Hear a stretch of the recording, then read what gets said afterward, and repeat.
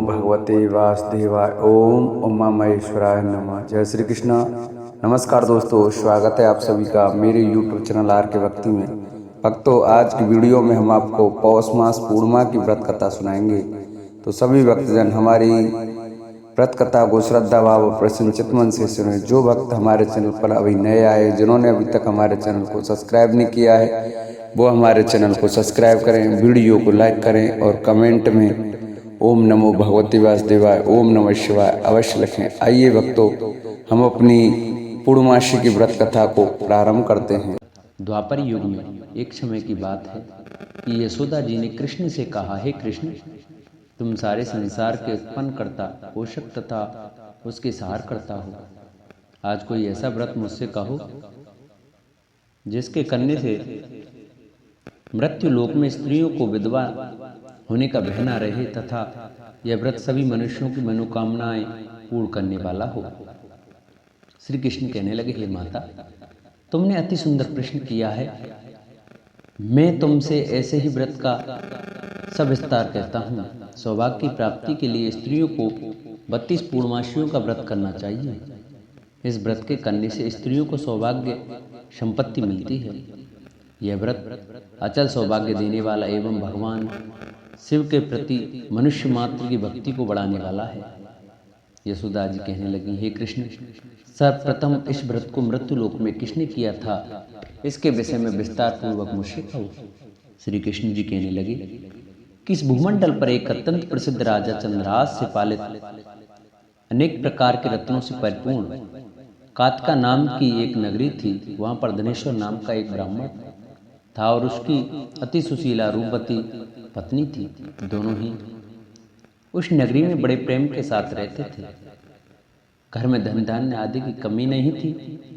उनको एक बड़ा दुख था कि उनकी कोई संतान नहीं थी। इस दुख से वे अत्यंत दुखी रहते थे। एक समय एक बड़ा तपस्वी योगी उस नगरी में आया। वह योगी उस ब्राह्मण के घर को छोड़कर अन्य सब घरों से भिक्षा लेकर भोजन किया करता था। रूपवती से वह भिक्षा नहीं लिया करता था। उस योगी ने एक दिन रूपवती से भिक्षा न लेकर किसी अन्य के घर से भिक्षा लेकर गंगा किनारे जाकर भिक्षान्न को प्रेम पूर्वक खा रहा था कि धनेश्वर ने योगी का यह सब कार्य किसी प्रकार से देख लिया। अपनी भिक्षा के अनादर से दुखी होकर धनेश्वर योगी से बोला, महात्मन, आप सब घरों से भिक्षा लेते हैं परंतु मेरे घर की भिक्षा कभी नहीं लेते। इसका क्या कारण है? योगी ने कहा कि निसंतान के घर की भीख पतितों के अन्न के तुल्य होती है और जो पतितों का अन्न खाता है वह भी पतित हो जाता है। क्योंकि तुम निसंतान हो, अतः पतित हो जाने के भय से मैं तुम्हारे घर की भिक्षा नहीं लेता। धनेश्वर यह बात सुनकर अपने मन में बहुत दुखी हुआ और हाथ जोड़कर योगी के पैरों पर गिर पड़ा तथा आर्त भाव से कहने लगा, हे महाराज, यदि ऐसा है तो आप मुझको पुत्र प्राप्ति का उपाय बताइए। आप सर्वज्ञ हैं, मुझ पर अवश्य ही यह कृपा कीजिए। धन की कमी मेरे घर में कोई नहीं है परंतु मैं पुत्र न होने के कारण अत्यंत दुखी हूँ। आप मेरे इस दुख का हरण करें, आप सामर्थ्यवान हैं। यह सुनकर योगी कहने लगे, हे ब्राह्मण, तुम चंडी की आराधना करो। घर आकर उसने अपने स्त्री से यह सब वृतांत कहा और स्वयं तप के निमित्त वन में चला गया। वन में जाकर उसने चंडी की उपासना की और उपवास किया। चंडी ने 16वें दिन उसको स्वप्न में दर्शन दिया और कहा, हे धनेश्वर, जा तेरे पुत्र हो, परंतु वह 16 वर्ष की आयु में ही मृत्यु को प्राप्त हो जाएगा। यदि तुम दोनों स्त्री पुरुष 32 पूर्णमासियों का व्रत विधि पूर्वक करोगे तो वह दीर्घायु होगा। जितनी तुम्हारी सामर्थ्य हो आटे के दिए बनाकर शिव जी की पूजा करना, परंतु पूर्णमासी को 32 हो जाने चाहिए। प्रातःकाल आने पर इस स्थान के समीप ही तुम्हें एक आम का वृक्ष दिखाई देगा। उस पर तुम चढ़कर एक फल तोड़कर शीघ्र अपने घर ले जाना। अपनी स्त्री से यह वृत्तांत कहना। ऋतु स्नान के पश्चात वह स्वच्छ होकर श्री शंकर जी का ध्यान करके उस फल को खा लेगी। तब शंकर भगवान की कृपा से उसका गर्भ हो जाएगा। तब वह ब्राह्मण प्रातःकाल उठा तो उसने उस स्थान के पास ही एक आम का वृक्ष देखा जिस पर एक अत्यंत सुंदर आम का फल लगा हुआ था। उस ब्राह्मण ने उस आम के वृक्ष पर चढ़कर उस फल को तोड़ने का प्रयत्न किया, परंतु वृक्ष पर कई बार प्रयत्न करने पर भी वह चढ़ न पाया। तब तो उस ब्राह्मण को बहुत चिंता हुई और विघ्न विनाशक गणेश जी की वंदना करने लगा। हे दयानिधि, अपने भक्तों के विघ्नों का नाश करके उनके मंगल कार्य को करने वाले, दुष्टों का नाश करने वाले, रिद्धि सिद्धि के देने वाले, आप मुझ पर कृपा करके इतना बल दें कि मैं अपने मनोरथ को पूर्ण कर सकूं। इस प्रकार गणेश जी की प्रार्थना करने पर उनकी कृपा से धनेश्वर वृक्ष पर चढ़ गया और उसने एक अति सुंदर आम का फल देखा। उसने विचार किया कि जो वरदान से फल मिला था यह वही है और कोई फल दिखाई नहीं देता। उस धनेश्वर ब्राह्मण ने जल्दी से उस फल को तोड़कर अपनी स्त्री को लाकर दिया और उस स्त्री ने अपने पति के कथानुसार उस फल को खा लिया और वह गर्भवती हो गई। देवी जी की असीम कृपा से उसे एक अत्यंत सुंदर पुत्र प्राप्त हुआ, जिसका नाम उन्होंने देवीदास रखा। माता पिता के हर्ष और शोक के साथ वह बालक शुक्ल पक्ष के चंद्रमा की भांति अपने पिता के घर में बढ़ने लगा। भवानी की कृपा से वह बालक बहुत ही सुंदर, सुशील और विद्या पढ़ने में बहुत ही निपुण हो गया। दुर्गा जी की आज्ञा अनुसार उसकी माता ने 32 पूर्णमासी का व्रत रखना प्रारंभ कर दिया था, जिससे उसका पुत्र बड़ी आयु वाला हो जाए। 16 वर्ष लगते ही देवीदास के माता पिता को बड़ी चिंता हो गई कि कहीं उनके पुत्र की इस वर्ष मृत्यु न हो जाए। इसलिए उन्होंने अपने मन में विचार किया कि यह दुर्घटना उनके सामने हो गई तो वे कैसे सहन कर सकेंगे।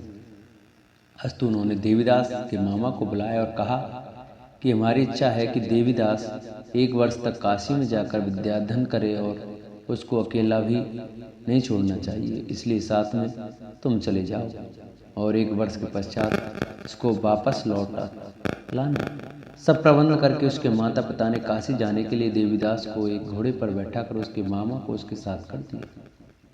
किंतु यह बात उसके मामा या किसी और को नहीं कही। धनेश्वर ने सपत्नी अपने पुत्र की मंगल कामना तथा दीर्घायु के लिए भगवती दुर्गा की आराधना की और पूर्णमासियों का व्रत करना आरंभ कर दिया। इस प्रकार बराबर 32 पूर्णमासी का व्रत पूरा किया। कुछ समय पश्चात एक दिन वह दोनों मामा और भांजा मार्ग में रात्रि बिताने के किसी ग्राम में ठहरे हुए थे।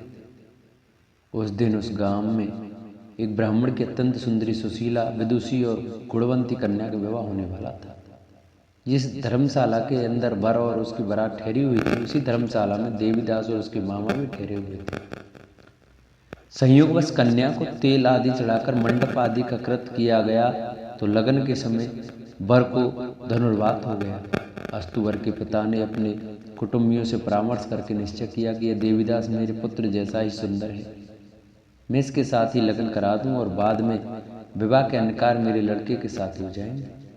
ऐसा सोचकर देवीदास के मामा से जाकर बोला कि तुम थोड़ी देर के लिए अपने भांजे को हमें दे दो, जिससे विवाह की लगन का सब कृत्य सुचारू रूप से हो सके। उसका मामा कहने लगा कि जो कुछ भी मधुपर्क आदि कन्या दान के समय भर को मिले वह सब हमें दे दिया जाए तो मेरा भांजा इस बारात का दूल्हा बन जाए। यह बात वर के पिता ने स्वीकार कर लेने पर उसने अपना भांजा वर बनने को भेज दिया और उसके साथ सब विवाह कार्य रात्रि में विधिपूर्वक संपन्न हो गया। पत्नी के साथ वह भोजन न कर सका और अपने मन में सोचने लगा कि न जाने यह किसकी स्त्री होगी। वह एकांत में इसी सोच में कर्म निश्वास छोड़ने लगा तथा उसकी आंखों में आंसू भी आ गए। तब वधू ने पूछा कि क्या बात है, आप इतने उदासीन व दुखी क्यों हो रहे हैं। तब उसने सब बातें जो वर के पिता व उसके मामा में हुई थी उसको बता दी। तब कन्या कहने लगी कि यह ब्रह्म विवाह के विपरीत हो कैसे सकता है। देव, ब्राह्मण और अग्नि के सामने मैंने आपको ही अपना पति बनाया, इसलिए आप ही मेरे पति हैं। मैं आपकी ही पत्नी रहूंगी, किसी अन्य की कदापि नहीं। तब देवीदास ने कहा ऐसा मत करिए, क्योंकि मेरी आयु बहुत थोड़ी है, मेरे पश्चात आपकी क्या गति होगी। इन बातों को अच्छी तरह विचार लो। परंतु वह दृढ़ विचार वाली थी। बोली कि जो आपकी गति होगी वह मेरी गति होगी। हे स्वामी, आप ठहरिए और भोजन करिए, आप निश्चय ही भूखे होंगे। इसके बाद देवीदास और उसकी पत्नी दोनों ने भोजन किया तथा शेष रात्रि वे सोते रहे। प्रातःकाल देवीदास ने अपनी पत्नी को 3 नगों से जड़ी हुई एक अंगूठी दी, एक रूमाल दिया और बोला, हे प्रिय, इसे लो और संकेत समझकर स्थिर चित्त हो जाओ। मेरा मरण और जीवन जानने के लिए एक पुष्प वाटिका बना लो, उसमें सुगंधि वाली एक नवमल्लिका लगा लो, उसको प्रतिदिन जल से सींचा करो और आनंद के साथ खेलो कूदो तथा उत्सव मनाओ। जिस समय और जिस दिन मेरा प्राणांत होगा ये फूल सूख जाएंगे और जब ये फिर हरे हो जाएं तो जान लेना कि मैं जीवित हूँ। यह बात निश्चय करके समझ लेना, इसमें कोई संशय नहीं है। यह समझाकर वह चला गया। प्रातःकाल होते ही वहाँ पर गाजे बाजे बजने लगे और जिस समय विवाह के कार्य समाप्त करने के लिए वर तथा सब बराती मंडप में आए तो कन्या ने वर को भली प्रकार से देखकर अपने पिता से कहा कि यह मेरा पति नहीं है, मेरा पति वही है जिसके साथ रात्रि मेरा पाणी ग्रहण हुआ था, इसके साथ मेरा विवाह नहीं हुआ है। यदि यह वही है तो बताइए कि मैंने इसको क्या दिया। मधुपर्क और कन्यादान के समय जो मैंने भूषण आदि दिए थे उन्हें दिखाए तथा रात में मैंने क्या गुप्त बातें कही थी वह सब सुनाए। ताकि ने उसके कथानुसार वर को बुलाया। कन्या की सब बातें सुनकर वह कहने लगा कि मैं कुछ नहीं जानता। इसके पश्चात लज्जित होकर वह अपना सब मुँह लेकर चला गया और सारी बारात भी अपमानित होकर वहाँ से लौट गई। भगवान श्री कृष्ण बोले, हे माता, इस प्रकार देवीदास काशी विद्याधन के लिए चला गया। जब कुछ समय बीत गया तो काल से प्रेरित होकर एक सर्प रात्रि के समय उसको डसने के लिए वहां पर आया। उस विषधर के प्रभाव से उसके शयन का स्थान चारों ओर से विष की ज्वाला से विषैला हो गया, परंतु व्रतराज के प्रभाव से उसको काटने न पाया, क्योंकि पहले ही उसकी माता ने 32 पूर्णिमा का व्रत कर रखा था। इसके बाद मध्या के समय स्वयं काल वहां पर आया और उसके शरीर से उसके प्राणों को निकालने का प्रयत्न करने लगा, जिससे वह मूर्छित होकर पृथ्वी पर गिर पड़ा। भगवान की कृपा से उसी समय पार्वती जी के साथ शंकर जी वहां पर आ गए। उसको मूर्छित दशा में देखकर पार्वती जी ने भगवान शंकर से प्रार्थना की कि हे महाराज, इस बालक की माता ने पहले 32 पूर्णिमा का व्रत किया है, जिसके प्रभाव से हे भगवान आप इसको प्राण दान दें। भवानी के कहने पर भक्त वत्सल भगवान श्री शिव जी ने उसको प्राण दान दे दिया। इस व्रत के प्रभाव से काल को भी पीछे हटना पड़ा और देवीदास स्वस्थ होकर बैठ गया। उधर उसकी स्त्री उसके काल की प्रतिज्ञा किया करती थी। जब उसने देखा कि उस पुष्प वाटिका में पत्र पुष्प कुछ भी नहीं रहे तो उसको अत्यंत आश्चर्य हुआ, और जब वह वैसे ही हरी भरी हो गई तो वह जान गई कि वह जीवित हो गए हैं। यह देखकर वह बहुत प्रसन्न मन से अपने पिता से कहने लगी कि पिताजी, मेरे पति जीवित हैं, आप उनको ढूंढिए। वह 16वां वर्ष व्यतीत हो गया है तो देवीदास भी अपनी मामा के साथ काशी से चल दिया। इधर उसे ससुर उसको ढूंढने के लिए अपने घर से जाने वाले ही थे कि दोनों मामा भांजे वहाँ पर आ गए। उसको आया देखकर उसका ससुर बड़ी प्रसन्नता के साथ अपने घर में ले गए आया। उस समय नगर के निवासी भी वहाँ इकट्ठे हो गए और सबने निश्चय किया कि अवश्य इसी बालक के साथ इस कन्या का विवाह हुआ था। उस बालक को जब कन्या ने देखा तो पहचान लिया और कहा कि यह तो वही है जो संकेत करके गया था। तदुपरांत सभी कहने लगे कि भला हुआ जो यह आ गया, और वह सब नगरवासियों ने आनंद मनाया। कुछ दिन बाद देवीदास अपनी पत्नी और मामा के साथ अपने ससुर के घर से बहुशा उपहारादि लेकर अपने घर के लिए प्रस्थान किया। जब वह अपने गांव के निकट गया तो कई लोगों ने उसको देखकर उसके माता पिता को पहले ही जाकर खबर दे दी कि तुम्हारा पुत्र देवीदास अपनी पत्नी और मामा के सहित आ रहा है। ऐसा समाचार सुनकर पहले तो उनकी बात का समर्थन किया तो उनको बड़ा आश्चर्य हुआ, लेकिन थोड़ी देर में देवीदास ने आकर अपने माता पिता के चरणों में अपना सिर रखकर प्रणाम किया और उनकी पत्नी ने अपने सास ससुर के चरणों को स्पर्श किया तो माता पिता ने अपने पुत्र और पुत्र वधू को अपने हृदय से लगा लिया और दोनों ही आंखों में प्रेमाश्रु बह चले। अपने पुत्र और पुत्र वधू के आने की खुशी में धनुष ने बड़ा भारी उत्सव किया और ब्राह्मणों को भी बहुत सी दान दक्षिणा देकर प्रसन्न किया। श्री कृष्ण जी कहने लगे, इस प्रकार धनेश्वर 32 पूर्णिमाओं के व्रत के प्रभाव से पुत्रवान हो गया।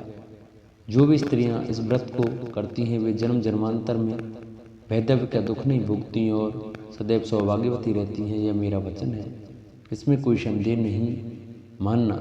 यह व्रत पुत्र पौत्रों को देने वाला तथा संपूर्ण मनोकामनाओं को पूर्ण करने वाला है। 32 पूर्णिमाओं के व्रत करने से व्रती की सब इच्छाएं भगवान शिव जी की कृपा से पूर्ण हो जाती हैं। बोलो शंकर भगवान की जय। जिन भक्तों को हमारी ये पूर्णमासी की कथा अच्छी लगी हो वो हमारी वीडियो को ज़्यादा से ज़्यादा शेयर करें, चैनल को सब्सक्राइब करें और कमेंट में ओम नमो भगवते वासुदेवाय ओम नमः शिवाय अवश्य लिखें।